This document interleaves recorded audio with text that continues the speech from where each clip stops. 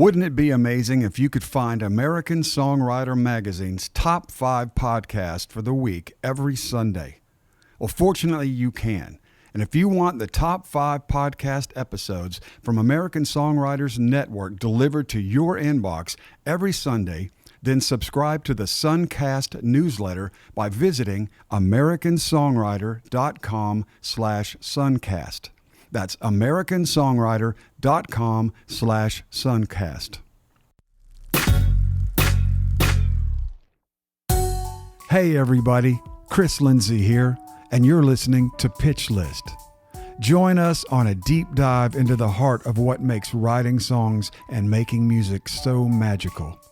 Let's find out what makes songwriters tick, and along the way, remember why we love music. Welcome to Pitch List.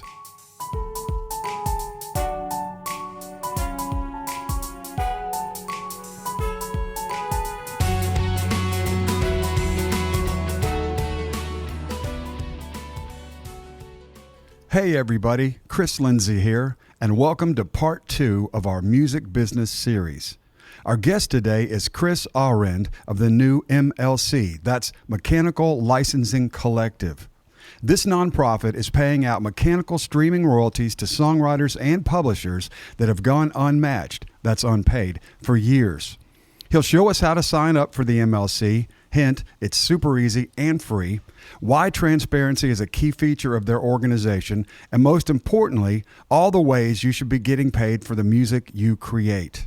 And stay tuned for our final part of this series coming soon. Here's Kris Ahrend from the MLC. Good afternoon. Chris Lindsay here with Pitch List. We've got another part of our continuing series about music business stuff. We interview a lot of songwriters, but every now and then we get an email or two about music business stuff. And Dana and I were talking a couple months ago and thought, man, this would be really good. So today we've got a great guest. This is Kris Ahrend. He is the CEO of MLC, which is the Mechanical Licensing Collective. Did I get all that right, Chris? You did. All right, fantastic. Well, you know what? This is going to be a good episode, man, because I've done this a long time, and I was going over the notes. I mean, I actually have a lot of questions because I don't understand all this either. So I guess my first question is, what do you guys do? Tell us that first. So we administer a set of rights and distribute a set of royalties that are earned by songwriters or the publishers and administrators with whom they work. So very simply, we are an organization that pays out money to songwriters and publishers. The right that we administer is the mechanical right or mechanical license. And we do that via a new blanket license that Congress created here in the US a couple of years ago when they passed the Modernization Act. And that blanket license now allows digital audio services like Spotify, Apple Music's, Amazon, services like that, use any song that exists in the world, provided they give the MLC a certain set of data and pay all the royalties that are due as set by statute, so that we can then distribute those out to the right people. So if you're a songwriter, you should be connected to us either directly or through your publisher or administrator, or if you work with a society. But you need to make sure that you have that connection one way or the other so that you're getting this important revenue stream. Okay, that's great. Now, say I'm an ASCAP writer. I've signed with ASCAP. Mm-hmm. Do they automatically hook up with you, or do I need to do something else? They don't. So ASCAP, as you know, is one of the major performing rights organizations in the United States. One of the confusing but ultimately good things about the music space is there are actually multiple ways that you can get paid for doing the same thing. So as a songwriter, you are often entitled to receive a performance royalty and a mechanical royalty for the same song when it's used the same way. The best example of that is on a streaming service. So if you write a song that is streamed on Spotify, you are entitled to receive both performance royalties and mechanicals for that stream. ASCAP is one of the organizations that administers performing royalties. So they collect and then distribute those performing royalties to songwriters and publishers. BMI is another, CSAC is a third, and GMR, Global Rights Management, that's the fourth, a major one in the US. So the bottom line is you need to be connected with one of those four PROs to get your performance royalties, and you need to have a connection with the MLC, either directly or indirectly, to get your mechanicals. And our process is separate from theirs. So in order to become a member of ASCAP, you've got to contact ASCAP. To become a member of the MLC, you've got to go to our website. And if you do go to our website, www.themlc.com, the top right-hand side of the screen, there's a blue button. It says Connect to Collect. You click that and you can start and complete the membership process right online from our website. It's that easy. Fantastic. Our listeners may also own their master, and that's a separate set of royalties. Yes. So here's another question. Say a writer has a publishing deal. Is their publisher going to collect this, or do they still need to do it themselves? So you touched on two really great things I'd love to unpack. I'll do the second one first. Unlike the PROs, ASCAP, BMI, CSAC, and GMR, mechanical royalties are not split into writer shares and publisher shares.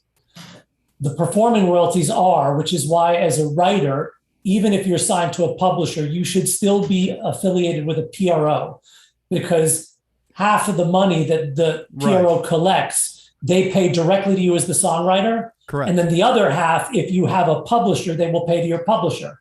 If you're self-administered, they will actually pay both shares to you if you set your registration up correct, because you are acting as your own publisher.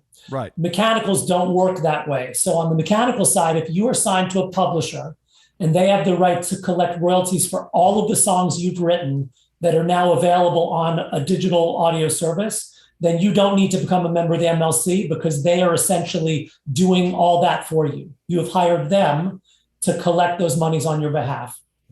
Now, the one caveat to that, and you no doubt know this, Kris, because you've been writing songs as long as I've been in the business, and you've written amazing songs. I have to say I'm a huge fan of a few of those. When I realized it was you, you may have gone through a number of different publishing deals in your career. And there may be periods of time where you were not attached to any publisher. So some of the songs that you've written that are out there in the world and available, you self-administer. We see that a lot. If you are self-administered, even for a few songs, you can become a member of the MLC, and then you can sign up to get paid the royalties for those songs that you self-administer. And then for the songs that go through a publisher, they will collect the royalties for those published songs, and they'll continue to pay you royalties however they do under your pub deal. So for many writers, it's not either or. It may be both, and it just depends on how they've set things up for each song that they've written that is now available on those services. Fantastic. So most of the, or all the big publishers, well, probably most publishers are signed up with you, right? I am reasonably confident that every publisher of note, large or small, is now affiliated with the MLC. Because for them, Kris, they have to, right? This is their two main responsibilities are to help cultivate the creative output of their writers and then to collect the money. So if a publisher is not signed up with the MLC, they're literally leaving that US digital audio mechanical royalty revenue stream on the table. And they would not keep their writers very long if they weren't doing that. So yeah, but that said, we always encourage writers, check with your publisher because it can't hurt to check. And what again happens sometimes is writers may not realize that they have a handful of songs that are not covered by a publishing deal. Now, they may not be the biggest hit songs in their catalog, but bottom line is if those songs are hanging out there and your publisher isn't collecting for them, that may be, that's money that you're owed, and we want you to be connected to all of it. So having a conversation with your publisher or your administrator is a really good first step. And it's actually one of the first steps we've been recommending songwriters take since last year when we started talking about the MLC. If you're not sure how it's set up, but you've had a publisher at some point, call them and ask them, hey, how are things set up? Another alternative, if you have a lawyer or business manager, call them and go over with them the deals you've done and what those cover. You should be able to know every song with every song you've written, whether you're responsible for yourself or if you've assigned that responsibility to a partner, like a publisher or an administrator. And that's really the first step toward making sure you're getting paid properly. Yeah. Theoretically, one would know all of that. Well, if you've written hundreds of songs like you have, right, it's easy to lose track of a couple here and there. Yes, And that's what I'm reaching in my mind. Like, yeah, I was on my own for 3 years there. But let's talk about this, because you're talking about a mechanical in the streaming world. And let's back up. Mechanical started as, well, when I got here, it was CDs, right? Yep. So the label, stop me when I'm wrong, but the label paid a per song mechanical rate to whoever owned the copyright of the song. And that goes back to records. And before, I believe it was 1906 when the law was written, and it actually is called a mechanical because it was a piano roll, right? 1909, you were within 3 years, but yes, the whole concept of mechanical dates back to the time when music was reproduced on player piano rolls of paper that were fed into pianos that essentially read the grooves or the little pieces that were cut out of that piece of paper, and that's what told the piano to hit the note. And someone would sit on the side of the piano and literally spin that roll through the piano mechanism, and it would mechanically play the music. So it seems crazy now because there's very little about digital distribution that is mechanical in the traditional sense. But that's why the term is what it is. And again, it's amazing to think that this concept dates back more than 100 years and is still, not only important, but again, it drives a major revenue stream for songwriters in our industry today. So before all the digital streaming world, I thought it was around 9 cents per song to the song, whoever owned the song. Now you've got co-writers could split, and everyone had a publisher, so the splits get smaller. But how does Harry Fox work in all this? They were the organization that originally paid the mechanicals on CDs. Is that right?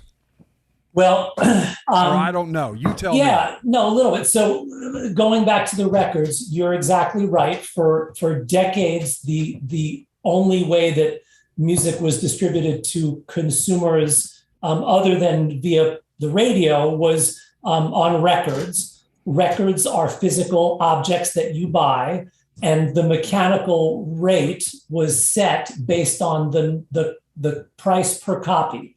So each time a record company printed a vinyl LP that contained a recording of one of your songs, you got the statutory rate or some other rate that you negotiated with the record company for that copy. And the statutory rate currently is, and I think for about 20 years now, has been 9.1 cents. Back, 80 years ago or so, whatever, it started around 2 cents, and it's went up very modestly over many, many years. The streaming world changed that a bit because streaming is based on a different model. Instead of selling something like a record, vinyl, or CD where you pay 10, 15, 20 bucks and then you own it forever, in a streaming world, you actually pay to access the service. And then while you have that subscription, you can listen or play any song that's on the service, but you effectively pay for unlimited plays during the month you are subscribing. And then the services, the streaming services, essentially take all of the subscription money, and if they have ad supported services, the ad revenue, and through a series of formulas, they calculate a royalty pool. And each month that pool is allocated or divided up among all the plays. And that produces a per play rate.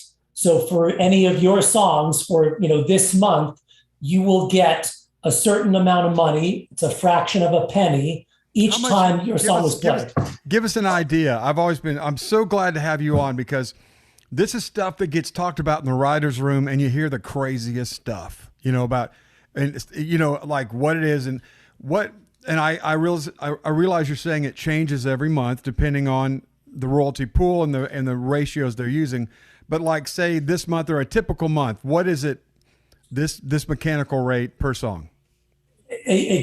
Well, I'll say two things. It's hard to say, there's one single thing, because the formulas can produce different per play rates each month on a single service, and those rates can be different from service to service. And then within a service, there can be different types of offerings. Like you might pay for an annual subscription or a monthly subscription, right, and it can be different, or you might have different types of access. So again, there's no like single, it's not as simple as saying it's instead of 9.1, it's this, but it is generally, in the range of 0.00 something.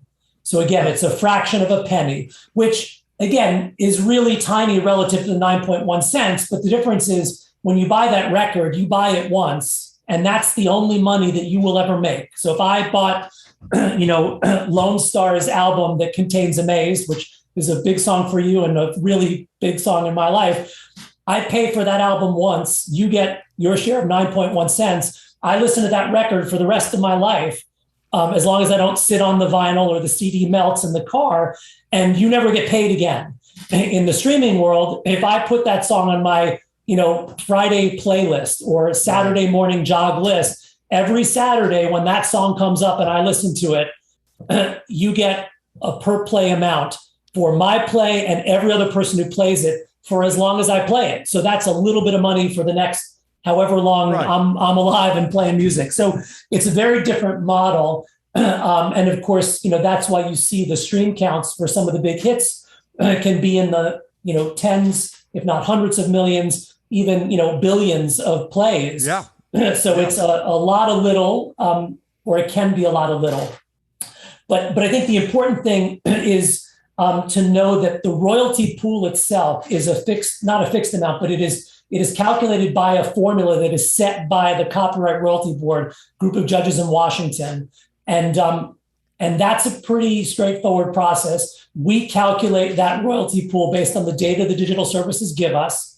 We then tell them, this is how much in royalties you owe. So we basically invoice every digital service that now operates under the blanket license for the full amount of that royalty pool.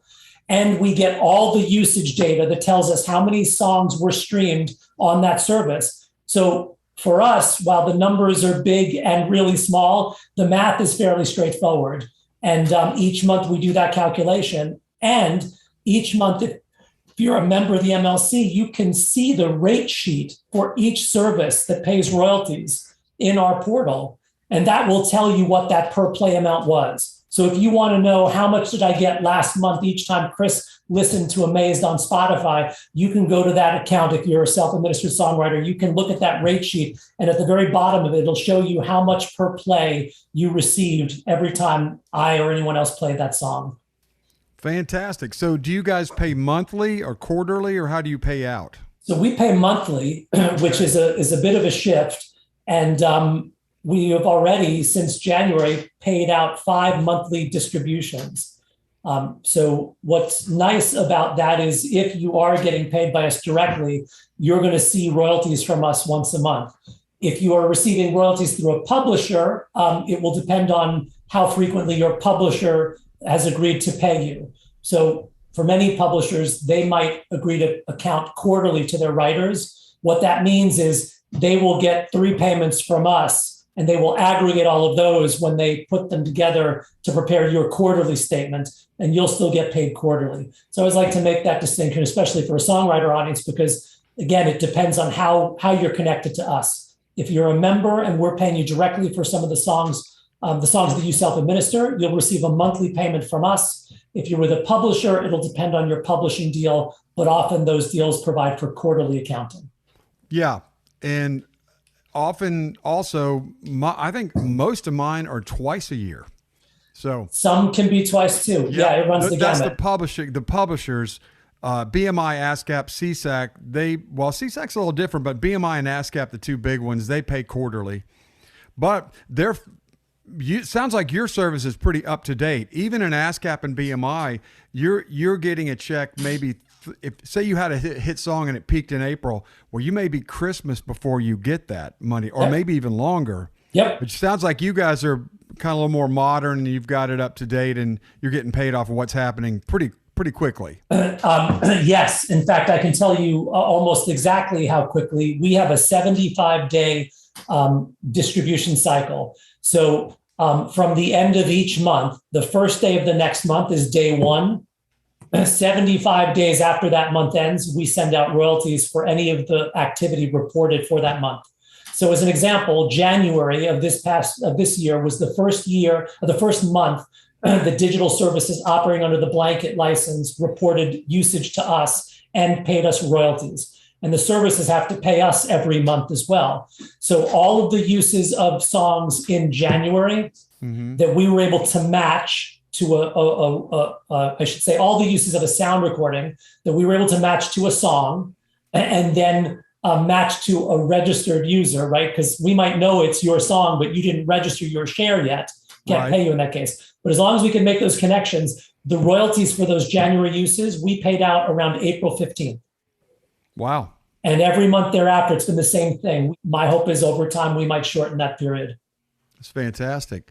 What about when someone joins and has a large or, many years of catalog? Is it retroactive at all, or do you start making money?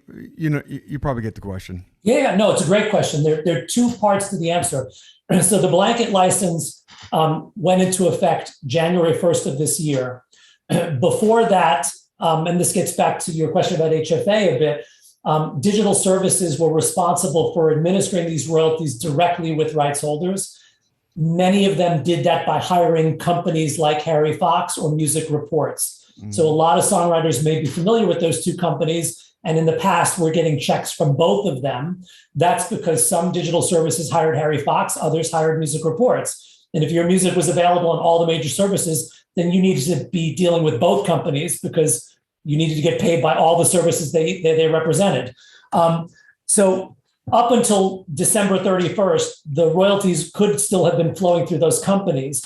But another feature of the MMA said that for digital services that were not able to figure out who to pay up until December 31st, if they had accrued any unmatched royalties, historical unmatched royalties, they had a one-time chance to pay those royalties over to the MLC by February 15th of this year. And if they did that and they fulfilled some other requirements, like giving us certain data, then they would effectively have a defense under the law to anyone who came after them later and said, you didn't pay me 3 years ago, 5 years ago, whatever it was. So it was a bit of, it was like a bit of forgiveness if they handed the money over. And the theory was, if they give the money to the MLC, because the MLC is a nonprofit, because we don't take an admin fee, we pay through 100% of the royalties, and our sole job is to find the right people to pay, we would do a better job finding those missing people or those missing matches than they were doing.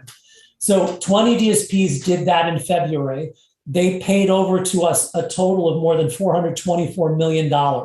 Lord. And some of those royalties date back as far as 2008. Wow. So there was a lot of change in the couch. Wow. So are you maintaining what they used to call a black box? Are you holding these until people register, or are you letting people know they might have them? How does that work? So that was the black box in this case, and it is now with us. We are holding it right now because at the same time that we received that activity, we also started receiving the blanket activity. And some of the data that the DSPs had to give us, they didn't have to give us till earlier this summer. So we got the money really quickly, and we have that now in accounts where it will accrue interest, so that when we do pay it out, we'll pay it out with interest, a modest amount, but it's still interest. But in the meantime, we've essentially built the whole administration process, starting with the blanket monies. And the tricky part for the historic data is that it goes back a long time. The data varies, and then the rates themselves vary as well. The rates over time have not always been the same. We're in the third rate period since the whole streaming system was set up, and the publishers and services are actually negotiating the fourth set of rates right now. So depending on how far back you go, the rates will be different. So ultimately paying that out is going to take a minute. It's a little more complicated, but the visibility should happen by the end of this year, if not sooner. And in that way, everyone can look. Right. One of the real, I think, hallmarks of the MMA was creating greater transparency for everyone involved in this part of the business. And even that data today is fully visible now. If you went to our website, again, www.themlc.com, top right side, there are actually 3 buttons. The first one is a yellow button, and it says public search. And if you click on that button, you'll be taken to a search window where you can put in your name or any other writer's name and instantly see the data we have for any song in the database. And there are now more than 20 million songs. If the database shows, if that search shows that the total shares claimed is less than 100%, that means that someone hasn't registered a portion of that song, and that means we're holding money for it. So it's really easy. Go look up a song, and if it says 100%, all the writers are good. If it's less than 100%, that means that someone hasn't registered their share. They're missing money. If you don't find the song, it's not in the database, we don't have a way to pay you. So then there's definitely money waiting for you. So right now you can do that, and you can see exactly what your song data looks like. Is it all perfect? Are there problems with it? But that's something that wasn't as visible before the MLC and the MMA. And now every single songwriter in the world can do that. And it doesn't matter if you're published or not. The public lookup is available to anybody, and it's the exact same data that you would see if you were self-administered and you did that search of your catalog in the portal. It's the same stuff. Wow. So yeah, that's amazing. We've never had anything like that. That's amazing. So, and let's back up one. I just want to say one thing, because this is a good time to say it. It doesn't cost anything to sign up with your. No, 100% free. So, I mean, that's crazy talk. Everyone listening who's been doing this for a while, and I know a lot of songwriters do listen, you need to go, don't crash their server. Well, do crash it. Go sign up. Go. You got to sign up, because there is no excuse or reason to not go in there. As soon as we're done talking, I'm going to go look. We could do it now real time. You can go on there, put in your name, and you can see a whole bunch of your songs. But yes, all of this is free because the MMA requires the digital services to pay all of the MLC's operating costs in addition to the royalties that they owe. And that makes us unique among these types of organizations around the world. We're not aware of another organization that is funded by the services that benefit from the license. Most services are funded by an administration fee that the organization takes out of the royalty pool. So they may, collect however many millions of dollars in royalties, and they deduct 5, 10%, whatever it is. They use that to pay their expenses, and then they distribute the rest to the members. For the MLC, 100% of the royalties go to you. The digital services separately pay for everything. On top of that, Kris, and this is something I'm really proud about, we have a really large support team, more than 20 MLC employees. They're available right now 12 hours a day, Monday through Friday, and they essentially provide one-on-one support to anybody who calls. So if you're a songwriter and you're not sure, at some point you had a publishing deal, you're not sure if you still have a publishing deal, you're pretty sure you have some self-administered works, you can give us a call and we can talk through the specifics with you in much more detail and try to help you figure out whether you are self-administered or not. We can help you look at your data. If you are self-administered, we can help you get registered. We'll walk you through everything we do one-on-one. And we've been responding to upwards of 2,000, sometimes as many as 3,000 of those contacts every month since January and before. You can reach us by phone, by email, or in the portal if you're already a member, by chat. And we really pride ourselves on answering the phones, answering the emails, and trying to be there to answer the questions you have. Because, as you said at the opening, this is all really complicated. And, as someone who has been a musician and written a few songs as an amateur, I get it. When you do this for a living, you're making music, you're doing something magical. The business is very different from the thing you do every day when you write songs. And we don't want you to have to go to business school or law school to figure it out. But we do want you to know more about it than you may. So we're looking to help fill that gap and help you understand how this works. And then even if you decide I'm going to have a publisher or an administrator do all this for me, because that's a really smart choice for a lot of people, right? If you've written the number of hits that you've written, Kris, you want to keep writing and you want to have someone do this stuff for you. You'll understand what they're doing. right? And anytime you hire anybody to work for you, you're always in a better position if you understand what it is they're doing. Sure. You're in a much worse position if you're like, I don't really understand how this works, but tell me the answer, right? Because then it's, who knows what's happening.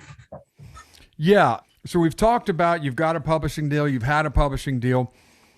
Probably even more important, we have a lot of younger people that are making their own records on their laptops and you know, some of them very successfully uploading onto the digital platforms, right? Does DistroKid and these services have a deal with you? It depends. So let's back up to the starting point of this because it's so important. You're right. You know, I'm old enough that when I played music as a teenager, the only place any recording I made was the cassette player in my car, right? Because I didn't have access to Tower Records or Virgin Records or, you know, a local record store. My records didn't go anywhere. But today, that same 18-year-old kid can write and record their own music on a laptop using cutting edge technology. And they can produce a recording that can go on, you know, every radio station in the country tomorrow, and it can be up digitally on every major digital service globally. So the fact that you can have access to the global distribution chain like that as a kid is extraordinary. It's mind-blowing. It is. But what it means is, again, you've got to understand even then how the business works, because if you don't, you're leaving money on the table. So the way, and there's something on our website that's very helpful. If you go on our website, there's a resources section. We have a chart that shows visually how the digital royalties landscape works. And basically what it shows you visually is that there are two big royalty streams for writers, the performance royalties and the mechanicals. And then there are two big royalty streams for performers who own their own sound recordings. And they are performance and, for lack of a better word, like mechanicals. On the sound recording side, it's the reproduction. But that's what a mechanical is. It's really the right to reproduce that song when you distribute it. So think performance and reproduction. There are both sets of rights on both sides, the sound recording and the song, in the digital space. So if you're that kid and you've written and now performed your song and you put it up on Spotify, there are 4 different ways you can get paid. So you've got to sign up with a PRO like ASCAP, BMI, CSEC, or GMR to get your performing royalties. You need to be connected with us. And on the assumption that you don't yet have a publishing deal, you want to become a member of the MLC because you're self-administered. That's 2. You want to make sure you're getting the distribution royalties from whichever service you've signed up for. And then you want to sign up with Sound Exchange because Sound Exchange administers the performance royalties for sound recording owners and performers. So there are 4 different ways that 18-year-old kid can get paid today. Now, you asked about some of the services like DistroKid or TuneCore, and that's a great question because some of them are now starting to offer additional services where they will collect some of those other revenue streams for you. When they all started out, I think most of them started by saying, we'll get your sound recording up on Spotify and we'll pay you the reproduction fee that those services pay, essentially the same money that the record company would get. But now today, some of them are also offering publishing admin services, which essentially means they become members of the MLC, just like a publisher or another administrator would, and they'll collect your mechanicals. And some of them may also offer to collect your Sound Exchange monies or even your PRO monies. Again, you got to look at your deal and your service. So every one of them may have a different way of doing it. A lot of them offer multiple options. So like CD Baby is a great example. You can sign up for distribution only through CD Baby, or you can sign up for distribution plus publishing and some other services through CD Baby Pro. And you need to know which you've picked in order to know whether you need to become a member of ours or not. Okay, that's great. So when you're putting your first record or songs or tracks up, you need to make sure you sign up with Sound Exchange.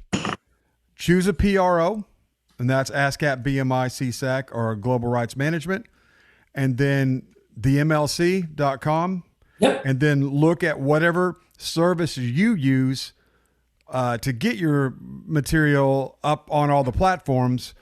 That's going to pay you the last quarter of these. Yes. Okay, yes, cool. Exactly. And then does MLC cover all streaming platforms?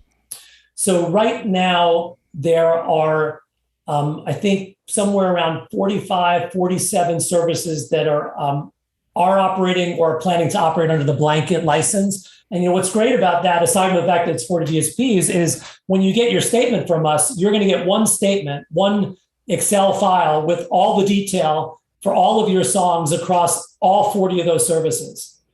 So you don't have to now put together the pieces. You get it all together and you can easily compare and see, okay, how much did I make this month on Spotify for that song versus Apple versus Amazon versus, whatever other services, right. Floral Tracks. And that's a really interesting and I think helpful thing for rights holders. They don't have to assemble the pieces anymore. Before, you were probably looking into seeing like, how much did I get this month? And if the number was, generally in the neighborhood, you're like, I guess it's okay, which, is a first step. It's a good first step, but you really want to know, right? I mean, you would want to know if you weren't getting paid on a big hit from Spotify for some reason. It's all there, and you can dig in as much or as little as you want. Fantastic. Do you envision that the royalties will go up over time in the streaming world, or do you think it's something that's kind of found its level now? Well, I think there are two things I can say there. The rates themselves are negotiated every 3-4 years by the services and the rights holder organizations.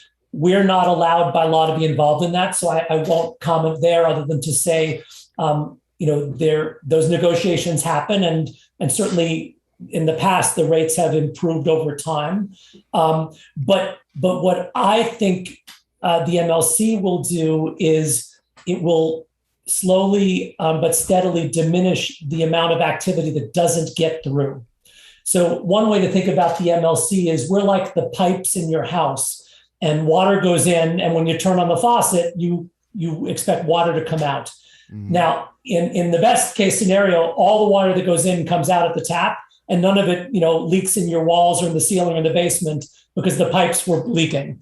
And it's the same way for us, right? If we can get the data supplemented, get more people registered, we can make more connections and minimize the amount of money that doesn't get matched. And that means that all the people that are set up to us will get 100% of what they're due. So I think as people look at the data for the first time, and we certainly see this, they're realizing, oh gosh, I didn't register that share of that song. Now they can fix that. And every time they fix something, they're potentially getting a little more money, a little more water out of the tap and a little more water out of the tap. Whereas before that money was getting stuck, it was going in that black box and they may never have gotten that at all.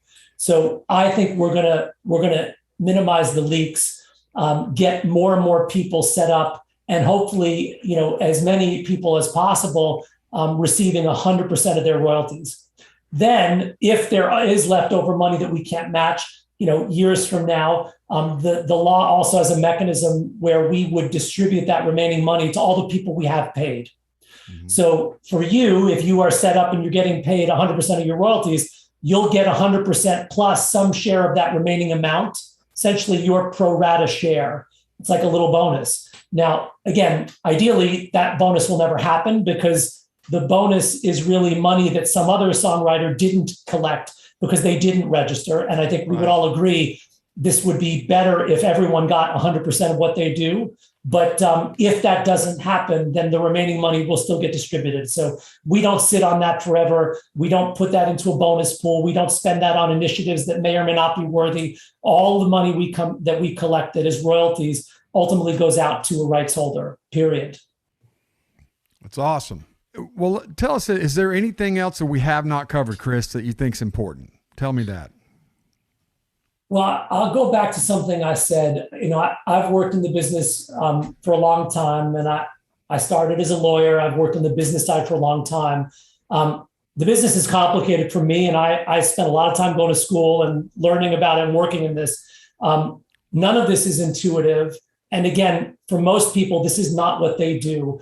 We've done CLE webinars, they call them continuing legal education programs for lawyers. And we've had lawyers ask questions like, does this replace ASCAP? And it doesn't, right? We do not replace ASCAP. So I think for many, many people, a lot of this has been unfamiliar. And so I would encourage people, don't be afraid to ask a question that you feel is silly or stupid. Doesn't matter how successful you've been. Like, you're entitled to know exactly how this works, and you should ask questions. And if you call us, we will answer every question you have as honestly and as clearly as we can. We have a lot of information on our website that's intended to help people understand how all of this works. And we do a lot of webinars, and hopefully someday we'll get back to the world and we will do in-person events. But we did, in this last year, we did, I think, almost 250 webinars, and we had well over 20,000 people attend. The other thing, again, go to our website, follow us on social media. We try to put information out in a lot of different ways, and there are lots of ways you can get that information. So pick one, but get connected with us. Yeah, and it's completely, there's no Absolutely. reason not to go look. Yep. This is one of those great moments. It's not like Google where, it's like, don't Google yourself. That's ridiculous. You should look yourself up on the MLC database if you're a writer, see what we've got. And, you will see something that's not right. That's okay. That's to be expected. This is 30, 40 years of data that was not managed as well as it could have been and was not nearly as visible as it is today. So don't be afraid. Don't, lose your mind if you see that things aren't right. Know that you can now fix it. You can do something about it.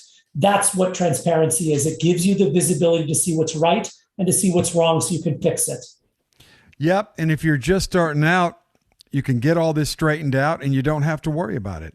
Because imagine the first publishing deal you do when it's like, hey, I've written 20 songs. They're all fully registered in the MLC. Right. The data's perfect. You're ready to go. Yeah. Yeah. It's fantastic. Well, this is Kris Ahrend, and your company is called MLC, Mechanical Licensing Collective. That's going to be themlc.com. Kris, this has been a really great hour, man. I think it's been a while, but I really think this is going to help people. I feel like I've learned a lot. I've been doing this for a while, man. I really learned a lot of stuff today. So we really appreciate you being on the show, man. That's really awesome. And we may get a lot of questions from this. So if we do, maybe if we could reserve you later down the road to do another small segment, if we get a bunch of questions. Anytime. You name it, I'll be there. Like I said, we do something like this every day. I just hope we can do it in person one day. And, we could record it in our office. You could do a little on location thing, but I love it. Yeah, but you name the time. I'd love to come back. And if you want to feed some questions to us offline so you can share them back with your listeners, we can do that too. But thank you, Kris. Your interest is extraordinary. And you're helping us fulfill our mission, which is to serve you. And that's our honor, our privilege. And so I appreciate it. Fantastic. Everybody listening, get on that website, get in there, search your songs. If you're just starting out, join up. It's free. List your material, and then you'll know that you'll have a way to keep track of everything you're doing. And get paid. Thanks a lot. Hey, thanks, Kris. Really enjoyed it, man. Thank you. Thanks, Kris. Thanks for listening to this episode of Pitch List, produced in partnership with the American Songwriter Podcast Network. If you enjoyed today's show, please subscribe to us on Apple Podcast or your preferred listening platform. And if you want, feel free to leave us a 5-star rating and review. For exclusive content from this week's guest and more, you can visit our website at pitchlistpodcast.com or follow our social media pages on Facebook, Instagram, or Twitter. To hear songs written and or recorded by today's guest, check out this week's playlist by finding us on Spotify at Pitch List Podcast. Plus, don't forget to let us know on social media what songwriter, musician, or music business professional you want to hear from next. Thanks again for listening, and we'll see you next time.